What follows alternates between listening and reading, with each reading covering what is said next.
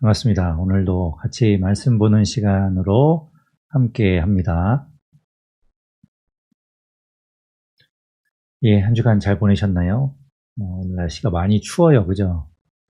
그래서 혹시 감기나 이렇게 좀 아프진 않으신지 걱정이 되는데요. 오늘은 이제 골로새서하고 빌레몬서하고 두 편지를 보게 됩니다.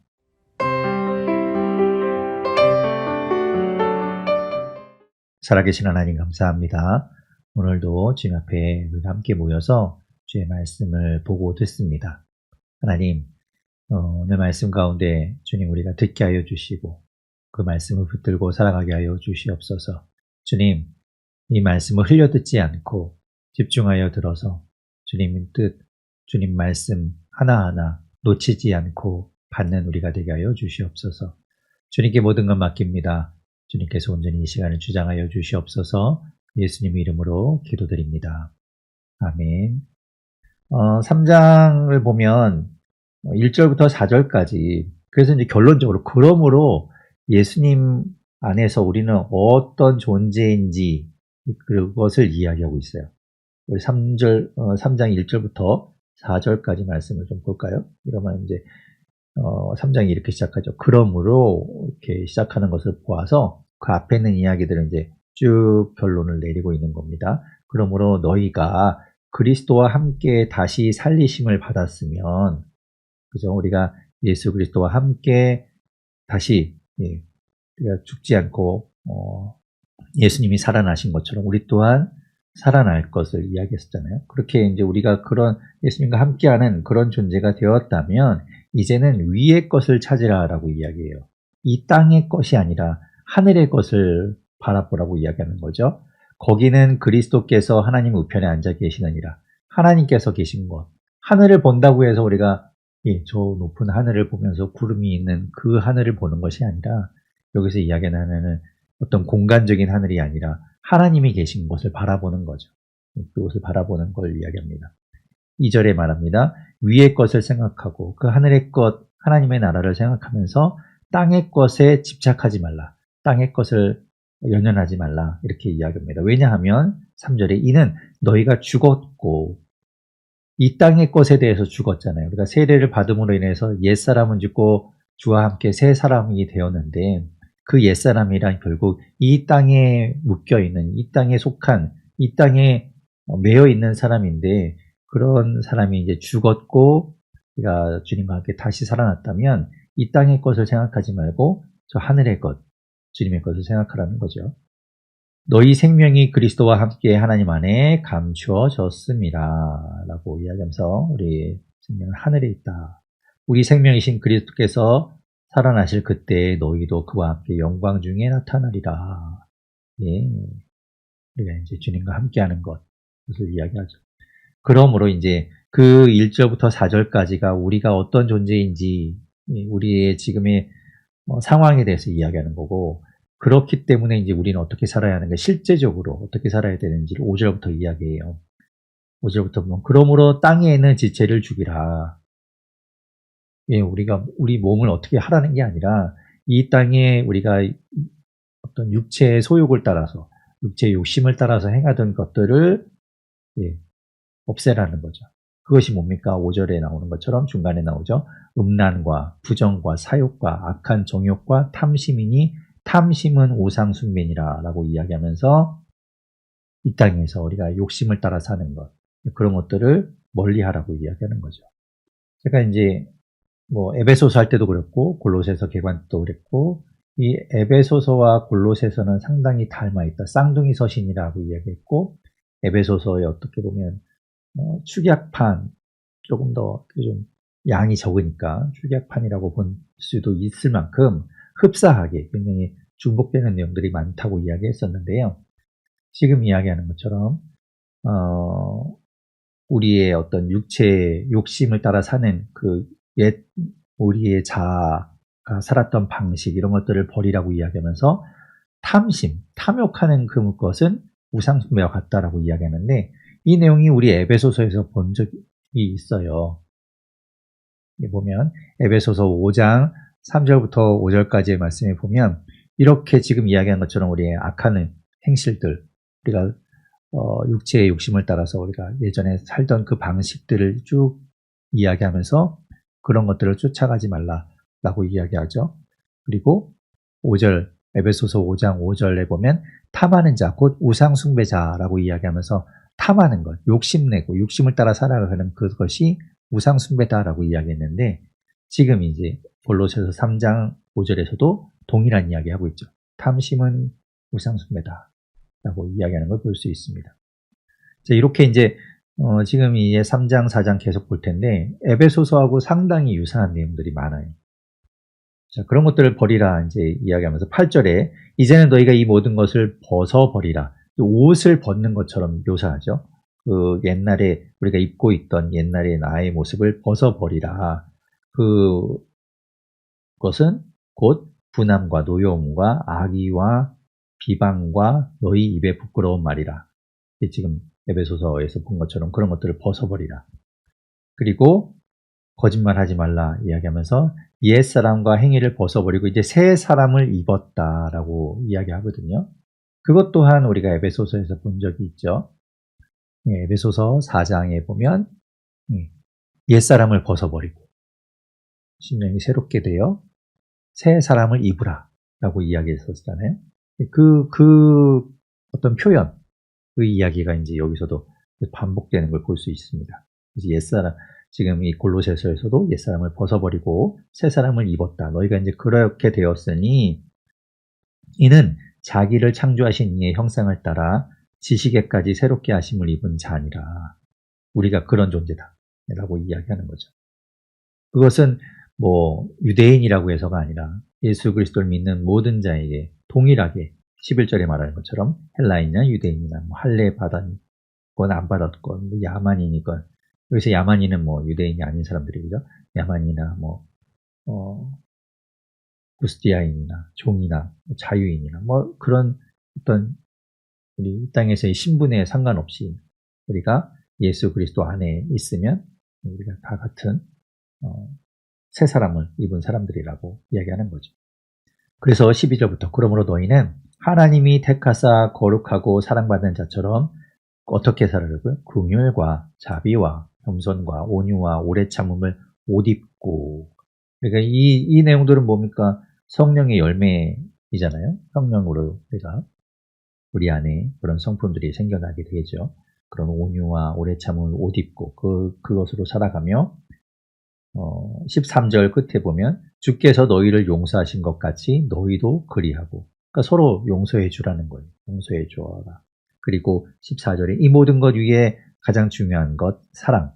고린도전서 13장에서 바울이 이야기했던 것처럼 다른 모든 것 있어도 사랑이 없으면 소용없다고 이야기했었잖아요. 사랑이 가장 중요한데 그 사랑을 더하라 라고 이야기하죠. 그것이 완성이니까. 그것이 온전하게 매는 띠라고 표현하고 있습니다. 그러면서 이제 15절에 그리스도의 평강이 너희 마음을 주장하게 하라. 그렇게 이야기하고 있어요. 그 용서에 대한 이야기도 에베소서에서 봤죠. 에베소서 4장 32절에 보면 서로 용서하기를 하나님이 그리스도 안에서 너희를 용서하심과 같이 하라라고 이야기했었어요. 그래서 그렇게 이야기한 내용이 이렇게 반복되죠. 자, 그래서 이제 16절, 17절에 보면 어떻게 살으라고요? 그리스도의 말씀이 너희 속에 풍성히 거하여 모든 지혜로 피차 가르치며 권면하며 시와 찬송과 신령한 노래를 부르며 감사하는 마음으로 하나님을 찬양하고 또 무엇을 하든지 말에나 일에나 다 주 예수의 이름으로 하고 그를 힘입어 하나님 아버지께 감사하라 라고 이야기하고 있어요. 그런데 이것 또한 에베소서에서 보았던 이야기입니다. 자, 에베소서에 이제 5장, 6장에 이제 쭉 보여드릴 텐데요. 보면 지금 에베소서 5장 19절, 20절 그 내용이잖아요. 우리가 어떻게 이제 살아간다고요? 시와 찬송과 신령한 노래로 서로 화답하고 너희 마음으로 주께 노래하고 찬송하며 범사에 우리 주 예수 그리스도의 이름으로 항상 아버지께 감사하며 라고 이야기했는데 지금 여기 골로새서 3장 16절 17절에도 동일한 이야기 하잖아요. 그리고 그 다음에 뭘 이야기합니까? 이제 가정에서 우리가 관계 안에서 어떻게 해야 되는지를 이야기하죠. 이 골로새서 3장 18절부터 이제 아내들아, 남편들아, 자녀들아 이렇게 하면서 쭉 이야기하는데 에베소서 5장에서도 마찬가지였어요. 이렇게 지금 요 하나님께 감사하며 피차 복종하라 이야기한 다음에 5장 22절부터 이제 아내들아, 남편들아 이렇게 쭉 이야기 나오죠. 동일한 그런 구조를 가지고 있습니다. 그런데 이제 에베소서는 조금 더 내용이 좀 많은데 이 골로새서는 조금 축약되어 있는 그런 느낌이라고 보시면 될 것 같아요. 제가 띄워놓을 테니까 한번 이렇게 비교해 가면서 보시면 좋을 것 같습니다. 18절부터 그래서 보면 이제 가정에서 아내들은 어떻게 합니까? 남편에게 복종하라. 이는 주 안에서 마땅하니라. 이것이 질서라고 이야기하는 거죠. 에베소서에서 말씀했던 것처럼. 그리고 19절에 남편들에게는 아내를 사랑하며 괴롭게 하지 말라. 20절에 자녀들, 부모에게 순종하라고 이야기하고 주 안에서 그것이 기쁘게 하는, 주님을 기쁘게 하는 것이다 라고 이야기합니다. 그리고 21절에 이제 부모된 아비들에게는 자녀를 노엽게 하지 말지니 낙심할까 함이라. 노엽게 한다는 건 뭐 에베소서 때도 말씀드렸지만 뭐 자녀를 화나게 하거나 이런 게 아니라 그들의 마음을 분노케 해서 그것 때문에 엇나가지 않도록 또 여기서 이야기하는 것처럼 낙심하거나 좌절하지 않도록 하라는 거죠. 격려해 줘야 되죠.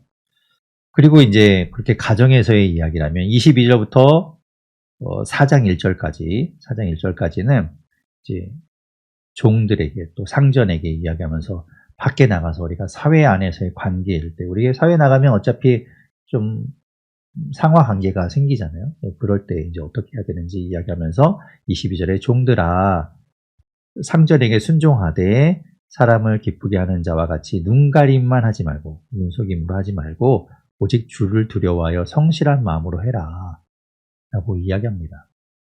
6장 뒤에 나오죠. 5절부터 종들아 라고 이야기하면서 했던 내용입니다.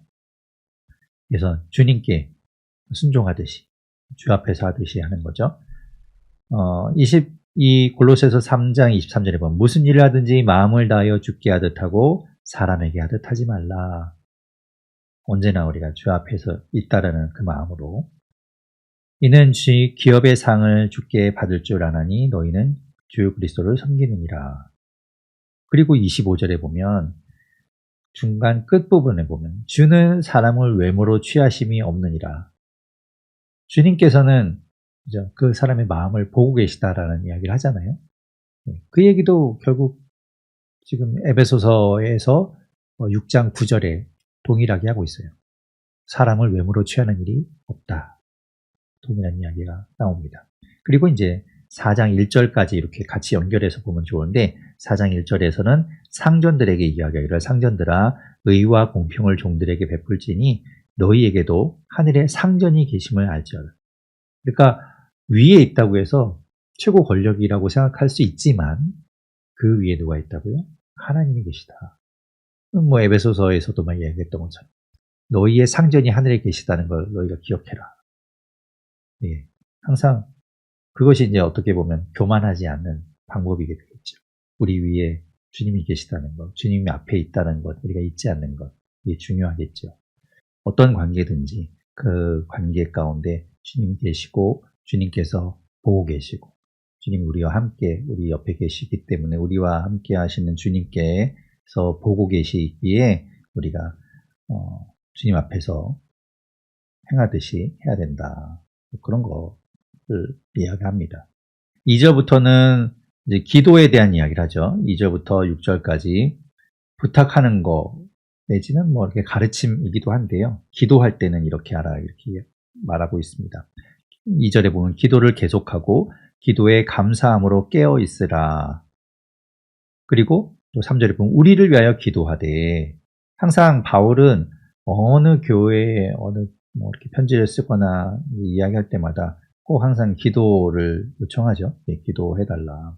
그리고 바울이라고 해서 늘 누군가를 기도해주고 축복해주고 하는 그런 것뿐만 아니라 바울 역시도 기도가 필요하고 기도, 함께 기도해 줘야 하는 그런 존재인 것, 서로가 서로를 위해서 기도해야 된다는 것, 또 그런 것들을 보여주고 있어요. 기도하되 하나님이 전도할 문을 우리에게 열어주사 그리스도의 비밀을 말하게 하시기를 구하라. 내가 이 일 때문에 매임을 당하였다. 라고 이야기합니다. 그래서 그리스도의 비밀을 말할 수 있는 기회가 하나님께서 열어주셔서 말할 수 있는 기회가 생기기를 바라고 또 그때에 담대하게 그 말씀을 잘 전할 수 있게 해달라. 이것 또한 에베소서에서 봤던 내용이죠. 6장에 또 5장에 나오는 내용인데요. 이렇게 이제 띄워놨으니까 한번 비교해서 보시면 될 것 같아요. 그러면서 이제 5절에 보면 지혜로 행하여 세월을 아끼라. 그러니까 세월을 아낀다는 건 지혜롭게 허튼 짓 하느라고 허송세월 하는 게 아니라 지혜가 있으면 지혜를 가지고 세월을 아낄 수 있는 거죠. 그리고 세월을 잘 살아갈 수 있는 거예요. 우리 앞에 주어진 시간들을 잘 살아갈 수 있게 되겠죠. 지혜 있다면 악한 일을 하거나 괜히 엉뚱한 짓 하지 않고 지혜 있는 자는 우리 앞에 주어진 것들을 잘 살아갈 수 있을 거예요. 그것 또한 이제 에베소서 5장에서도 한 이야기죠. 5장 15절, 16절에 보면 지혜 있는 자같이 하여 세월을 아끼라. 때가 악하다. 이야기 있었습니다. 그게 이제 여기서 또 반복되는 걸 볼 수 있죠. 6절에 말합니다. 너희 말을 항상 은혜 가운데서 소금으로 맛을 냄과 같이 하라. 우리의 말이 이렇다면 얼마나 좋겠어요? 아주 그냥 간이 딱 맞는, 또 적재적소에 아주 거기에 딱 들어맞는 말, 괜히 쓸데없는 말 하느라고 우리가 사실 그렇잖아요. 저도 그렇지만 말을 많이 이렇게 하려고 하다 보면 꼭 말실수를 하게 됩니다. 괜히 나중에 이렇게 시간이 지나고 나서 돌아보면서 그 얘기 하지 말걸 괜히 했네 이런 후회들을 많이 하게 되죠. 차라리 그것보다는 입을 다무는 게 난데 그렇다고 또 입을 다물고 있으면 그것 또한 나중에 후회되잖아요. 그때 괜히 말을 안 하고 있어갖고 괜히 분위기도 그렇고 그런 후회를 하게 되는데 지금 여기서 이야기하는 것처럼 소금으로 맛을 내는 것처럼 아주 딱 적절하게 딱 중요한 순간에 딱 맞게 그렇게 우리가 말을 할 수 있다면 얼마나 좋을까 생각이 됩니다. 자, 그러면서 이제 7절부터는 이제 마지막 끝인사를 하고 있어요. 두기고 이야기를 하는데요. 보시면 이제 골로새서 4장 7절, 8절에 보면 두기고가 내 사정을 너희에게 알려주게 될 것이다. 그 말은 곧 이제 이 편지를 가지고 두기고가 그 골로새 교회에 가게 될 거라고 이야기하는 거죠. 그래서 이 편지의 전달자는 두기고가 됩니다. 그리고 우리가 보았던 에베소서 6장에서도 두기고 이야기하고 있어요. 두기고가 너희에게 내 사정을 알려줄 것이다 라는 걸 통일하게 이제 이야기하고 있어요. 그러면서 두기고를 소개해야 하기를 이 골로새서에서는 그는 사랑받는 형제요 신실한 일꾼이요 주 안에서 함께 종이 된 자다 이렇게 이야기하는데 에베소서에서는 뭐라고 했습니까? 사랑을 받은 형제요. 그렇죠? 주 안에서 진실한 일꾼이라고 이야기하죠. 지금 거의 비슷하게 두기고를 소개하고 있으면서 그가 가서 글을 보내는 것은 가서 지금 요 골로새서에서도 이야기하듯이 8절에 보면 너희로 우리 사정을 알게 하고 그러니까 지금 바울이 어떠한 상황 가운데 있는지 어떤 처지인지 지금 바울의 건강이나 이런 여러 가지 상황들이 어떤지를 알려줌으로 인해서 그들이 알게 되기도 하고 편지를 전해주기도 하고 그리고 또 하나 아주 중요한 것이 너희 마음을 위로하게 하려 함이다라고 이야기해요. 그러니까 이 두기고가 가서 두기고는 단순히 그냥 심부름꾼으로 편지만 전해주는 자가 아니라 바울과 함께하는 동역자로서 그 두기고가 가서 그들에게 위로를 주고 그들을 좀 케어해 줄 수 있는 그런 위치에 있는 사람이기도 하고 또 그래서 이 두기고가 가는 것이다 라고 이야기하고 있습니다. 에베소서도 동일한 이야기를 하고 있었죠. 6장 22절에 보면 우리 사정을 알고 또 너희 마음을 위로하기 위하여 내가 특별히 그를 너희에게 보내오노라 라고 말합니다. 그러니까 두기고가 지금 이 골로새서와 에베소서 편지를 가지고 가는 거죠. 그러면서 또 하나 편지를 가지고 가는데 그게 이제 이따가 보게 될 빌레몬서입니다. 그러니까 세 개의 편지를 가지고 간다고 볼 수 있어요. 그런데 이 골로새서를 보내면서 이 골로새서를 골로새 지역에 또 한 사람을 보냈는데 누굴 보냈냐면 9절에 이야기합니다. 신실하고 사랑을 받는 형제 오네시모를 함께 보낸다라고 이야기해요. 그러니까 두기고가 혼자 가는 게 아니라 오네시모와 함께 골로새 교회를 갑니다. 이 오네시모는 에베소서에 나오지 않았어요. 그러니까 에베소는 가지 않고 이 골로새 지역에 갈 때 오네시모와 두기고와 함께 가는 거죠. 이 오네시모에 대한 이야기는 이 빌레몬서를 보면 조금 더 자세하게 알 수 있어요. 여기에 이제 이름이 잠깐 등장하고 있기 때문에 이거 보게 되는데요. 자, 9절에 보면 중간에 그 오네시모가 누군가 하면 너희에게서 온 사람이라고 이야기하죠. 그 말은 지금 골로새서잖아요. 그러니까 골로새의 교회, 골로새 지역에 있던 사람인데 오네시모가 지금 바울에게 왔다가 그를 다시 돌려보내는 거예요. 네, 그런 상황인 거죠. 그래서 온 사람이라 그들이 여기 일을 다 너희에게 알려주리라 라고 이야기하고 10절부터 이제 14절까지는 지금 바울과 함께 지내는 사람들에 대해서 이야기해요. 그러니까 바울과 같이 갇혀 있는 사람도 있는 것 같고 또 이 중에는 갇혀 있는 것인지 그냥 그 바울과 이때는 가택 연금 상태이기 때문에 좀 외부인과 자주 접촉할 수 있는 상태였잖아요. 그러니까 뭐 함께 그 집에 있었는지 아니면 다른 곳에 있으면서 계속 왕래하면서 바울을 케어하고 바울과 함께 사역을 했던 것인지는 알 수 없는데 아무튼 그런 사람들의 이름이 나오는데요. 지금 10절에 보면 나와 함께 갇힌 아리스다고라고 이야기하고 있어서 아리스다고는 함께 갇혀 있는 것으로 보입니다. 그 집에 함께 있는 것으로 보여요. 그리고 바나바의 생질, 조카인 마가가 등장합니다. 이 마가는 우리가 사도행전에서 본 적이 있죠. 사도행전에서 우리가 이제 보면 이 마가가 어떤 인물인가를 알 수 있는데요. 사도행전 12장 12절에 보면 오순절 우리가 흔히 얘기하는 오순절 다락방에 모여 있었다. 이제 그때 성령이 임했다라는 이야기를 하잖아요. 근데 그 오순절 다락방이 누구의 집이었는가? 이 마가의 또 다른 이름이 요한인데 요한의 어머니인 마리아의 집에 있는 다락방이 바로 그 사도들이 모였던 곳이 아닌가라고 이제 보는 거죠. 그래서 이제 12장 12절에 보면 그 얘기가 나와요.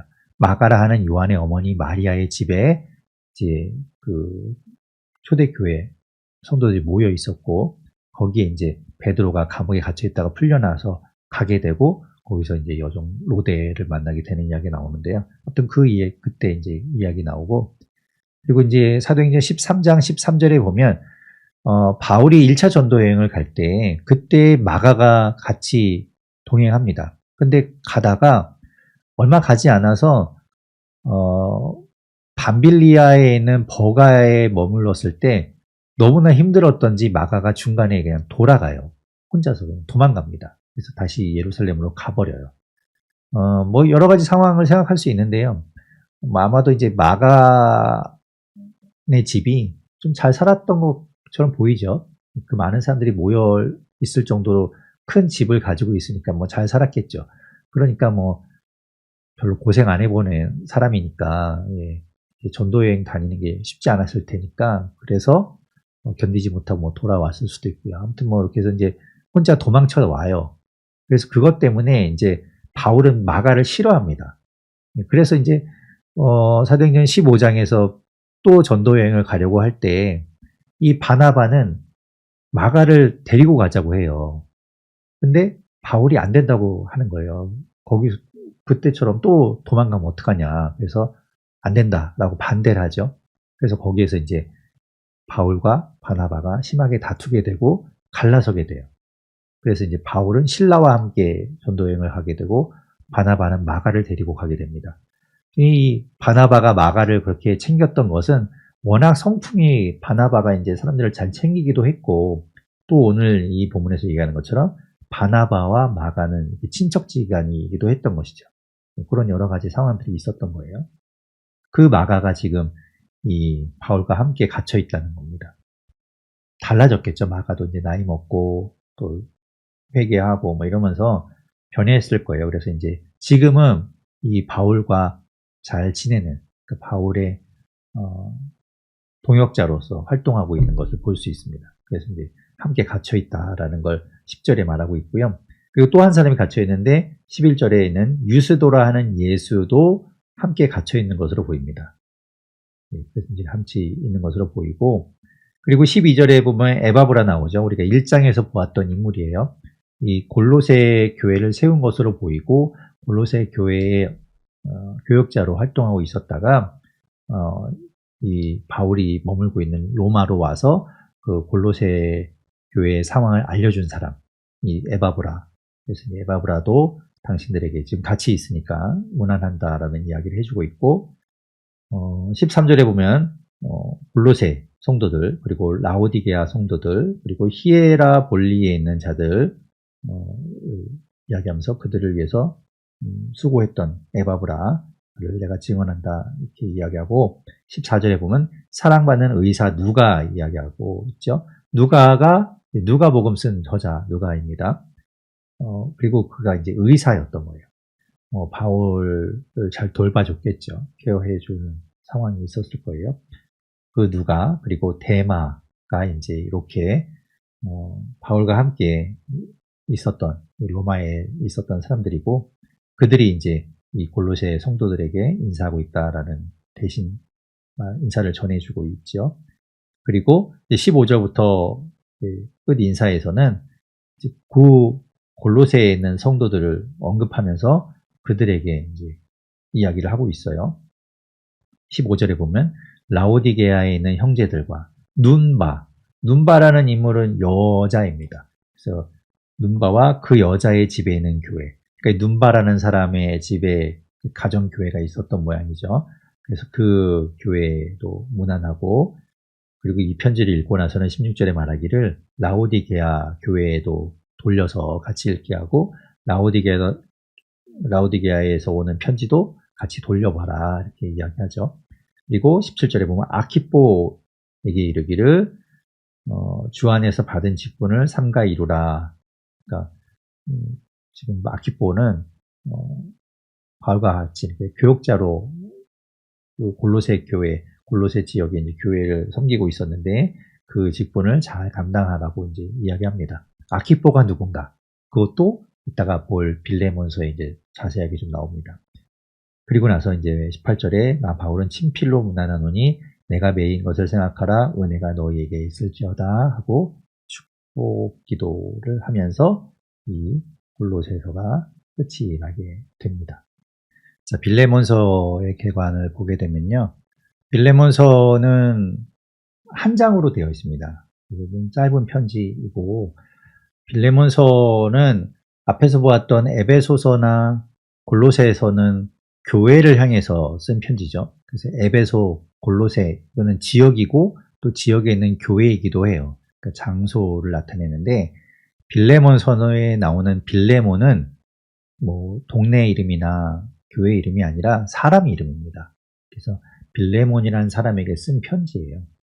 한 장으로 이루어져 있는 빌레몬서의 주제는 형제를 용서해라. 형제 용서에 대한 이야기를 하고 있어요. 그 내용을 우리가 읽어보면 아는데 왜 형제를 용서해야 하라고 이야기하는지를 그 내용을 보면서 좀 생각해 볼 수 있고요.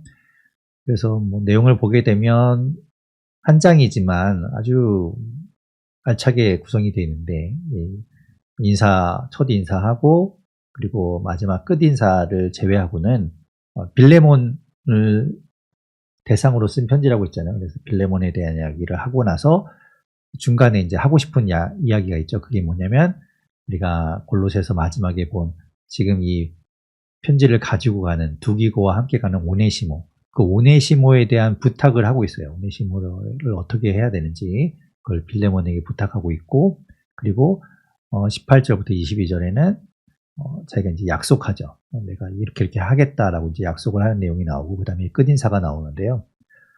뭐 기록 장소는 뭐 옥중서신이니까 이제 로마 중에 있을 때 가택 연금 상태에서 쓴 편지이고, 기록 연대는 뭐 골로새서와 에베소서와 거의 동일합니다. 그리고 저자는 그러니까 뭐 1장 한 장이니까 19절에 보면 내가 친필로 쓴다라고 이야기하는 것을 이제 근거로 본다면 바울이 썼다고 이제 볼 수 있죠.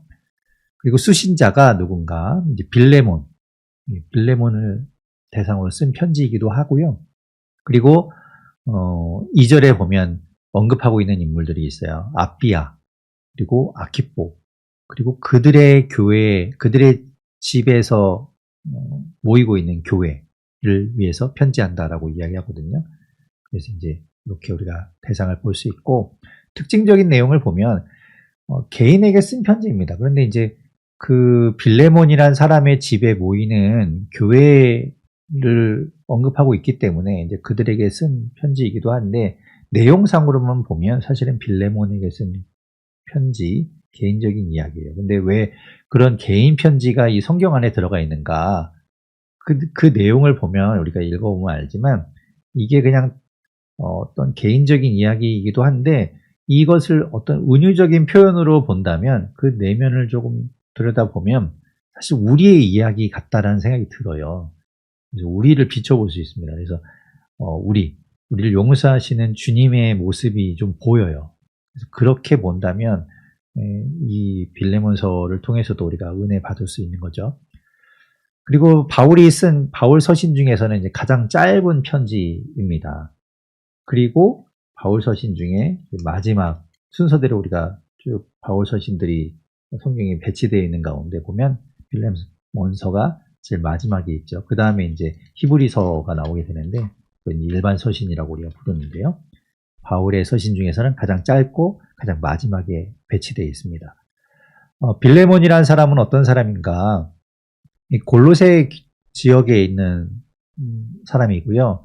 그 빌레몬이라는 이름의 뜻은 애정이 있는 사람이라는 뜻이라고 합니다. 그리고 이 2절에 나오고 있는 아비아라는 여인과 아키포라는 사람, 우리가 골로새서 마지막 4장에서 보았던 아키포가 나오는데 그 아키포와 한 가족이라고 보여요. 그래서 아비아가 아내일 것으로 우리가 생각할 수 있고, 아키포는 아마도 그 빌레몬과 아비아 사이에서 난 아들인 것으로 보입니다.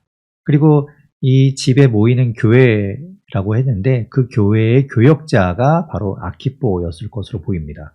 그래서 이제 이 골로새서 마지막에 보면 아키포에게 그 직분을 완성하라고 이야기하는 것이 그 일을 잘 감당하라고 말하는 것이죠. 그리고 오네시모는 어떤 사람인가 하면요, 이 골로새서 마지막에서 봤던 너희에게서 왔다라고 했잖아요. 그러니까 그 오네시모는 이 골로새에 살던 사람인데 이 빌레몬의 집에 있던 종입니다. 오네시모라는 사람이. 그 이름의 뜻은 유익한 도움이 되는 이라는 뜻을 가지고 있어요. 이 빌레몬 집이 좀 다른 노예들도 있었고 여러 종들이 있었던 것 같은데 그 중에 한 종이었고 금전적인 손해를 끼친 것 같아요. 그러니까 도망을 나왔기 때문에 금전적인 손해가 됐는지 아니면 뭔가 좀 돈을 가지고 나왔던지 무엇이 됐던 간에 그 빌레몬에게 금전적인 손해를 끼쳤고 그러면서 이제 로마로 도주를 한 겁니다. 근데 로마에 왔다가 이제 바울을 만나게 된 거죠. 원래 바울을 알고 있었기 때문에 바울을 찾아온 것인지 우연히 왔다가 이제 바울을 만나게 되었는지는 알 수 없지만 어쨌든 바울을 만나고 나서 이 오네시모가 회심을 하게 돼요. 복음을 받아들이고 나서 그가 변합니다. 그리고 나서 바울의 동역자로 아주 성실하게 이제 바뀌어요. 그 내용도 이제 이 빌레몬서에 나오게 되는데요. 그래서 바울은 이 오네시모를 좋아합니다. 그리고 오네시모를 곁에 두고 신복처럼 이렇게 함께 사역하기를 원했는데 내용에도 나오겠지만 이제 아무래도 빌레몬이 원래 이제 종의 신분이었을 때 이제 주인이었기 때문에 그에게 먼저 허락을 받는 게 중요해서 다시 오네시모를 빌레몬에게 돌려보내는 거예요. 사실 로마법상으로 따지면 이 도망친 노예는 사형을 처하게 되어 있습니다. 그래서 사실은 오네시모가 돌아갔다가 빌레몬이 그를 용서해 주지 않는다면 죽을 수밖에 없어요. 근데 바울이 이제 빌레몬을 에게 이제 그렇기 때문에 이제 부탁하면서 빌레몬의 성품을 알고 있기 때문에 그가 그렇게까지는 하지 않을 걸 알아서 이 편지를 쓰면 부탁하는 것으로 우리가 볼 수 있죠. 1절부터 3절은 바울이 통상적으로 늘 하던 이제 인사죠. 자기 소개를 하고 있고 받는 사람을 언급하면서 그를 축복해주는 내용이 이제 1절부터 3절에 나오는데 1절에 보면 그리스도 예수를 위하여 갇힌 자 된 바울과 및 형제 디모데는 우리의 사랑을 받는 자요 동역자인 빌레몬을 그렇게 소개해요. 우리의 사랑을 받는 자, 동역자인 빌레몬. 빌레몬이란 이름 자체도 이제 사랑을 받는 뭐 그런 뜻이라고 했잖아요. 그런데 그렇게 또 바울은 언어 유희처럼 이렇게 쓰고 있는 거죠. 우리의 사랑을 받는 자요 동역자인 빌레몬과 2절에 보면 자매인 아비아. 이 아비아가 여성인데 아마도 이제 빌레몬과 부부일 것으로 보는 거죠. 그리고 우리와 함께 병사된, 그래서 병사됐다는 거는 바울과 같이 뭐 이렇게 군인이 아니라 같은 일을 하는 선한 싸움을 싸우는 그런 병사가 되었다라는 뜻으로 우리가 볼 수 있어서 아키포가 빌레몬과 아비아 사이에 이제 아들이면서 요 빌레몬 집에 모이는 2절 끝에 있는 것처럼 내 집에 있는 교회 거기에 사역자였을 것으로 보는 거죠. 그래서 그 교회에 편지한다라고 이야기하고 3절에 이제 그들을 위해 축복합니다. 하나님 아버지, 우리 아버지와 주 예수 그리스도로부터 은혜와 평강이 너희에게 있을지어다. 이렇게 축복을 하고 있죠. 그리고 이제 4절부터 7절까지는 빌레몬을 칭찬하고 빌레몬을 감사하는 내용을 볼 수 있어요. 내가 항상 내 하나님께 감사하고 기도할 때 너를 말함은, 너는 이제 빌레몬이죠. 주 예수와 및 모든 성도에 대한 내 사랑과 믿음이 있음을 들었다. 그 교회뿐만 아니라 믿음을 가진 사람들을 잘 대해주고 사랑으로 대하고 믿음이 있는 것을 칭찬하고 있죠. 6절에 이로써 내 믿음의 교제가 우리 가운데 있는 선을 알게 하고 그리스도께 이르도록 역사하고 있다. 형제여, 성도들의 마음이 너로 말미암아 평안함을 얻었으니 내가 너의 사랑으로 많은 기쁨과 위로를 받았노라 하면서 이제 빌레몬을 칭찬하고 있는 거죠. 먼저 이렇게 좋은 말 해줘야 빌레몬 기분 좀 풀어줘야 되잖아요. 뭐 물론 빌레몬이 워낙 잘하고 좋은 사람이죠.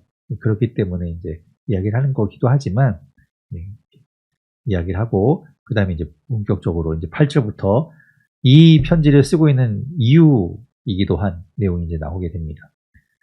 8절에 보면 이러므로 내가 그리스도 안에서 아주 담대하게 내게 마땅한 일로 명할 수도 있으나 사도된 바울 사도니까 이 골로새 교회를 세운 사람은 아니지만 그 교회가 있게 한 복음을 전해서 에베소에 이들이 와서 뭐 복음을 듣고 나서 돌아가서 이제 교회를 세운지 알 수 없지만 아무튼 그들이 복음을 듣게 된 어떤 기초석은 바울이 놓은 거잖아요.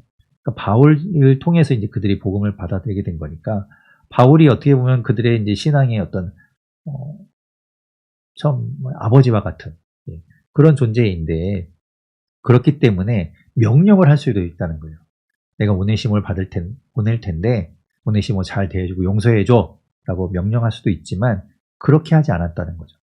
그리고 9절에 도리어 사랑으로서 강구하노라. 부탁한다. 나이가 많은 나 바울은 지금 또 예수 그리스도를 위하여 갇힌 자 되어 나이 많은 내가 지금 갇힌 자 되어서 지내고 있으니 나를 생각해서라도 마음을 좀 좋게 해줘라. 이제 뭐 이런 거죠.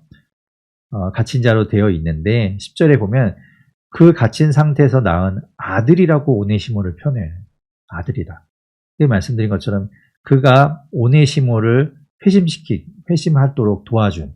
그러니까 그가 이제 새롭게 태어나게 만든 사람이기 때문에 이제 아들이라고 이제 표현하는 거죠. 그 오네시모를 위하여 당신에게 간구한다.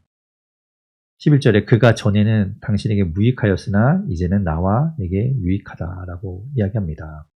원래는 아까 개관에서 말씀드린 것처럼 로마법상으로는 지금 이 빌레몬과 오네시모와 이 골로새 지역은 이방 지역이잖아요. 그러니까 로마 통치 지역이기 때문에 로마법상으로 따지면 이 오네시모는 사형을 당해야 마땅해요. 이게 당연합니다. 그런데 율법에는 그렇게 이야기하지 않죠. 신명기 23장 15절 16절에 보면 이렇게 이야기해요. 종이 그의 주인을 피하여 내게로 도망하거든 너는 그의 주인에게 돌려주지 말고 그가 내 성읍 중에서 원하는 곳을 택하는 대로 너와 함께 네 가운데서 거주하게 하고 그를 압제하지 말지니라. 잘 대해주라. 돌려보내면 뭐 얼마나 힘들어서 나왔겠냐. 그러면서 잘 대해주라는 그런 이야기잖아요. 자, 그렇게 따진다면 오네시모는 돌려보내면 안 돼요. 바울은 이 말씀, 신명기 말씀대로라면 바울이 잘 데리고 있어야 되는데 이들은 유대인들이 아니잖아요. 그러니까 이 율법을 따라서 그렇게 할 수 없어서 이제 돌려보내야 되는 거죠. 그게 당연하죠. 원래 이제 상전인 빌레몬에게 허락을 받는 것이 당연하죠. 그러면서 이제 12절에 그를 돌려보내는데 그는 내 신복이라라고 이야기하고 있어요. 신복이라는 단어가 좀 이상해서 신복이라고 하면 무슨 심부름꾼, 내 말로 얘기하면 내 꼬봉이다 뭐 이렇게 이야기할 수 있겠지만 사실 여기서 말하는 신복이라는 거는 내 심장과도 같은 존재다. 내 마음 그리고 내 사랑 뭐 이런 뜻이에요. 그래서 내 심장과도 같은 존재를 보낸다. 그는 내 심장과 같다. 뭐 이렇게 우리가 볼 수 있죠. 그래서 이제 이 오네시모가 회심하고 난 뒤에 바울과 참 마음이 잘 맞았고 바울을 잘 도와서 사역을 잘 하고 있었던 것 같아요. 그래서 13절의 끝에 보면 내 대신 이 빌레몬이 함께 있을 수 없으니까 당신 대신 이 오네시모를 내 옆에 두고 섬기게 하고 싶었는데 그렇게 하기보다는 14절에 이제 정말 중요한 이유 저는 이 14절이 되게 중요한 말씀인 것 같아요. 내 승낙이 없이는 내가 아무것도 하기를 원하지 아니하노니 이는 너의 선한 일이 억지같이 되지 아니하고 자의로 되게 하려 함이라. 괜히 앞에서 8절에서 이야기한 것처럼 명령을 해서 막 억지로 하기 싫은데 하게 하거나 그러지 않고 그리고 원래 주인이니까 승낙을 받는 것이 당연하다 이렇게 생각하는 거죠. 이게 옳은 태도인 거죠. 그러니까 이제 밀양이라는 영화 워낙 오래됐지만 그 영화에서처럼 하나님이 용서하셨으니까 괜찮다. 정작 주인에게는 허락을 구조하지 않는 건 옳지 않은 거죠. 자, 그러면서 이제 오네시모를 이제 보내니까 그를 잘 대해주라고 이야기하는 거예요. 16절에 보면 이후로는 종과 같이 대하지 아니하고 종 이상으로 사랑받는 형제로 대해달라라고 이제 이야기합니다. 왜냐하면 오네시모는 내게 특별한 존재다. 그러면서 이야기하죠. 17절에 당신이 나를 동역자로 알고 있는 것처럼 그도 그렇게 나를 대하듯이 동역자로 사역자로 좀 대해주면 좋겠다 라고 말하고 있어요. 그러면서 좀 오네시모를 부탁하는 거죠. 그리고 18절부터는 이제 금전적인 손해를 끼쳤을 거잖아요. 돈을 훔치고 왔는지는 모르겠고 그거는 정확하게 밝히지 않으니까 모르겠지만 아무튼 그가 그때 당시에 종이라면 재산인데 재산이 없어진 거니까 그만큼 손해를 끼친 거라서 만약에 빚진 것이 있으면 그것을 내 앞으로 계산해라. 그러니까 내가 그걸 물어주겠다. 이제 바울이 이야기하죠. 그래서 19절에 보면 내가 친필로 이걸 쓰고 있으니까 이게 보증이 되어서 내가 당신에게 빚진 것이 있다면 내가 갚겠다. 그렇게 이야기하는 거예요. 그러면서 이제 19절 뒷부분에 보면 좀 재밌는 이야기인데 당신이 이제 나한테 좀 빚진 것이 있다. 근데 나 그걸 안 받겠다. 그걸 말하지는 않겠지만 어쨌든 오네시모가 손해를 끼친 거 있으면 내가 갚아주겠다. 물론 당신이 잘된 거에 내가 뭔가 일조한 것 같아요, 바울이. 근데 그건 내가 말하지 않을 텐데 아무튼 내가 좀 오네시모가 손해 끼친 거 물어주겠소. 이렇게 이야기하고 있죠. 그러니까 빌레몬이 편지를 받을 때는 달라고 하기가 좀 애매한 상황이 될 것 같아요. 자, 그러면서 이제 20절에 보면 오 형제여 나로 주 안에서 너로 말미암아 기쁨을 얻게 하고 내 마음이 그리스도 안에서 평안하게 하라. 그러니까 갔을 때 오네시모를 용서해주고 형제처럼 대해주고 이 사역자처럼 잘 대해줘서 그 소식을 들으면 내가 기쁘겠다. 이런 말이죠. 21절에도 말합니다. 나는 내가 순종할 것을 확신함으로 내게 썼으니 내가 말한 것보다 더 잘해줄 거라는 걸 믿는다. 부담 팍팍 주고 있습니다. 잘해줘라. 그리고 이제 22절에 한 가지 부탁을 하는데요. 나를 위해서 숙소를 좀 마련해 달라. 왜냐하면 내가 이제 여기서 나갈 수 있을 나가길 것으로 좀 보이는데, 그래서 이제 가게 되면 지낼 만한 좀 숙소를 마련해 달라. 이렇게 바울이 이야기합니다. 바울은 이제 여기 있다가 이제 풀려나게 될 것으로 생각하고 있었던 것 같아요. 아무튼 이제 바울이 그렇게 부탁을 하고 있고, 그리고 23절부터는 이제 마지막 끝인사를 하고 있는데요. 그리스도 예수 안에서 나와 함께 갇힌 자인 에바브라. 에바브라가 아까 누구였나요? 골로새서에서 보면 골로새 교회를 세운 것으로 보이는 사람. 그래서 골로새 교회의 교역자인데 바울에게 와서 골로새 교회의 소식을 전해준 사람이죠. 그러니까 바울과 지금 함께 있는 거예요. 그 에바브라. 그리고 24절에 보면 나의 동역자인 마가와 아리스타고 데마 누가가 당신들에게 문안한다. 이렇게 이야기하고 있어요. 아까 보았던 골로새서 4장과 좀 비교를 해보면요. 골로새서 4장 10절에서부터 14절에 이제 문안 인사했던 사람들의 이름이 쭉 나오는데, 그리고 이제 같이 함께 갇혀 있는 아리스타고 마가 이야기하고 있어요. 여기도 나오죠. 그리고 에바브라도 나오고, 그리고 누가와 데마 이야기도 나옵니다. 그래서 여기 요 노랗게 표시된 인물들은 다 지금 이 빌레몬서에도 언급된 인물들이에요. 그런데 이제 유스도라 하는 예수는 이 빌레몬서에는 언급하고 있지 않습니다. 자, 그리고 마지막 25절에 바울이 이제 마지막 끝인사와 축도로서 우리 주 예수 그리스도의 은혜가 너희 심령과 함께 있을지어다 하면서 빌레몬서를 마치게 되죠. 그러니까 이 빌레몬서의 내용을 보면 지금 오네시모라는 인물이 종이었잖아요. 빌레몬의 종이었다가 그가 뭔가 큰 잘못을 저지르고 도망 나온 자체도 큰 잘못이고요. 죽을 만한 죄를 저질렀죠. 그런데 이 바울이 그를 회심시키고 나서 이제 다시 돌려보내면서 빌레몬에게 이제 그를 용서해주고 형제로 맞아주고 또 그렇게 사랑으로 대해주기를 이제 바라고 있어요. 그러니까 우리의 모습이 어쩌면 오네시모와 같은 거죠. 우리는 죽을 만한 존재이고 죽을 죄를 지은 존재인데 내가 주님 안에서 사랑으로 다시 용서함을 받고 우리가 달라진 존재가 되었잖아요. 사랑받는 형제가 된 것. 그런 모습이 이제 이 안에 비춰지고 있는 것이죠. 살아계신 하나님 감사합니다. 오늘 이제 골로새서와 빌레몬서를 마쳤습니다. 하나님, 오늘 말씀 가운데도 주님 여러 가지 우리에게 참 귀감이 되고 우리가 은혜를 받고 우리가 붙들어야 할 말씀들이 있었습니다. 하나님, 형제를 용서하고 주님 말씀하신 것처럼 우리가 이 땅에서 살아가면서 그리스도인으로 어떻게 살아야 하는지 이런 것들을 좀 보게 됩니다. 어느 관계이든지 간에 주님이 우리와 함께하고 계시다는 그 주님 앞에서 그 마음을 가지고 살아가게 도와주시고 누구를 대하든지 간에 우리가 주님이 보고 계시고 주님께서 우리를 지키고 계심을 기억하면서 누구를 차별 없이 누구에게든 그냥 상냥하고 잘 친절하게 대할 수 있는 우리가 되게 하여 주시옵소서. 하나님, 날씨가 찹니다. 하나님, 우리의 건강을 붙들어 주시고 또 11월이 가고 이제 12월이 오면서 대림절이기도 하지만 우리의 삶에서 여러 가지 정리해야 될 일이 참 많은 때입니다. 주님, 잘 마무리할 수 있게 도와주시고 그 가운데서 분주하지만 우리가 신앙을 흔들리지 않도록 잘 붙을 수 있게 도와주시옵소서. 모든 것 주님께 맡기고 감사드리며 예수님 이름으로 기도드립니다. 아멘.